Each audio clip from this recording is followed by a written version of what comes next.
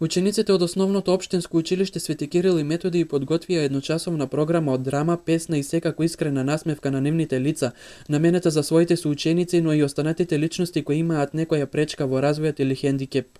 Поводот за овој настан е да се одбележи светскиот ден за лицата со интелектуална попреченост. По повод 3 декември, меѓународниот ден на лицата со посебни потреби, учениците од општинското основно училиште Свети Кирил и Методи Македонска Каменица со својот ентузијастички дух создадоа едночасовна програма за да им докажат на присутните дека сите деца се еднакви и вредни за почит. Преку песна, игра и драмски текст, деца во учесници им докажа на присутната публика дека нема никаква разлика. Тие не се лица со посебни потреби, тие се личности со посебни способности и можат да функционираат како и останатите. Само им е потребно поголемо внимание, посветеност и да не постојат предрасуди, бидејќи сме сите еднакви.